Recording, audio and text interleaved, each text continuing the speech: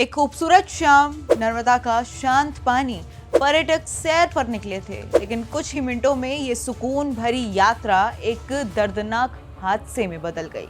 अब मध्य प्रदेश के जबलपुर स्थित बरगी डैम में गुरुवार शाम पर्यटन विभाग का एक क्रूज अचानक तेज आंधी की चपेट में आकर डूब गया और इस हादसे ने कई परिवारों की खुशियां हमेशा के लिए छीन ली।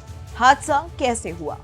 बताया जा रहा है कि क्रूज में उस समय करीब 40 से 45 पर्यटक सवार थे। हादसा किनारे से करीब 300 मीटर दूर हुआ, जहां अचानक मौसम ने करवट ली और तेज हवाओं ने क्रूज को बुरी तरीके से डगमगा दिया। कुछ ही मिनटों में स्थिति इतनी बिगड़ गई कि क्रूज अनियंत्रित हो गया और पलट गया। बरगी सिटी के सीएसपी अंजुल मिश्रा के मुताबिक शुरुआती रेस्क्यू में एसडीआरएफ की टीम ने तेजी से कई लोगों को बचाया, लेकिन अंधेरा और खराब मौसम राहत कार्य में बड़ी बाधा बन गया।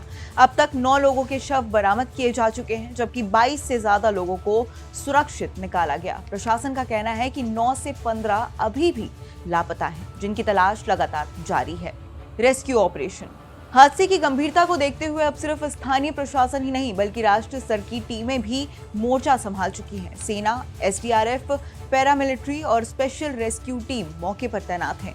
हैदराबाद से एक विशेष टीम और हेलीकॉप्टर भेजा गया है, जबकि कोलकाता से पैरामिलिट्री की टीम जबलपुर पहुंच चुकी है। अब करीब 20 फीट गहरे पानी में डूबे इस क्रूज को निकालने के लिए हाइड्रोलिक मशीनों और पोकलैंड का इस्तेमाल किया जा रहा है।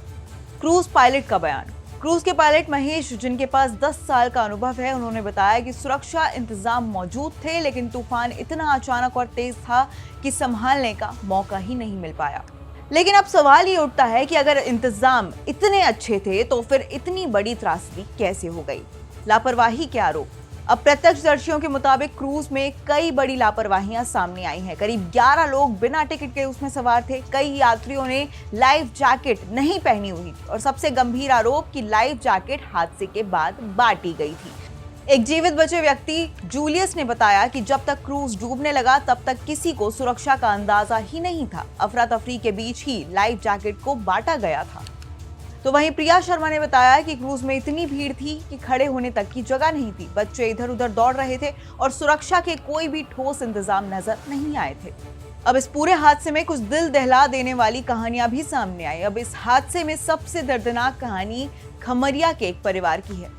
ऑर्डिनेंस फैक्ट्री में काम करने वाला कामराज आर्या अपने परिवार के 15 लोगों के साथ इस क्रूज पर घूमने गया था। उनके माता पिता उम्र के कारण किनारे पर ही रुक गए थे, लेकिन कामराज, उनकी पत्नी, भाभी और बच्चे क्रूज में सवार हो गए थे। अब हाल ये है कि एक बेटे को बचा लिया गया है, लेकिन कामराज, उनकी पत्नी और एक बेटा अभी भी लापता है। वहीं एक अन्य परिवार, जबलपुर का सोनी परिवार, बाल बाल बच गया, लेकिन उनकी 12 साल की बेटी आराध्या घायल हो गई है। मुख्यमंत्री का बयान।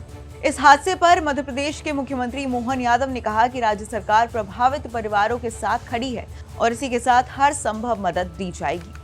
अगर मृतकों की बात करें तो अब तक जिन लोगों की मौत की पुष्टि हुई है उनमें नीतू सोनी, सौभाग्यम अलागन, मधुर मौसी, काकुल आजी, रेशमा सैयद, शमीम नकवी, मरीना मैसी और इसी के साथ 4 साल का त्रिशान शामिल है। एक शव की पहचान अभी बाकी है। सरकार और मंत्रियों के बयान। अब इस बीच प्रदेश के पर्यटन मंत्री धर्मेंद्र लोधी जबलपुर पहुंचे, लेकिन उनका बयान भी सवालों के घेरे में आ गया है। उन्होंने कहा कि नर्मदा में पेट्रोल डीजल बोट पर रोक है, मुझे इसकी जानकारी नहीं है। यानी जिस विभाग के जिम्मे सुरक्षा थी उसी को नियमों की जानकारी नहीं है। वहीं पुरानी घटनाओं से भी सीख नहीं ली है किसी ने। यह हादसा 2022 में भोपाल के अपर लेक में एक क्रूज हादसे की याद दिलाता है, जहां तेज हवाओं में क्रूज पलट गया था। तब सरकार ने वादा किया था कि लाइफ जैकेट्स अनिवार्य होंगी, सख्त जांच होगी, सुरक्षा व्यवस्था मजबूत होंगी। लेकिन अब सवाल यही है कि क्या उन वादों पर अमल हुआ? नहीं हुआ बिल्कुल भी। बरगी डैम की अगर बात की जाए तो बरगी बांध नर्मदा नदी पर बना एक बड़ा प्रोजेक्ट है, जिसका निर्माण 1974 से 1990 के बीच हुआ था। ये सिंचाई और बिजली उत्पादन के लिए बनाया गया था और आज भी करीब 90 मेगावाट बिजली पैदा करता है। साथ ही ये जगह पर्यटन के लिए भी काफी ज्यादा लोकप्रिय है, जहाँ लोग बोटिंग और क्रूज का आनंद लेने आते हैं। लेकिन असली सवाल अभी भी वही है, क्या ये सिर्फ एक हादसा था या फिर लापरवाही का नतीजा? और सबसे बड़ा सवाल, कितनी जाने के बाद सिस्टम सच में बदलेगा? क्योंकि हर हादसे के बाद जांच होती है, वादे होते हैं, लेकिन जमीन पर बदलाव कब आएगा ये कोई नहीं बताता।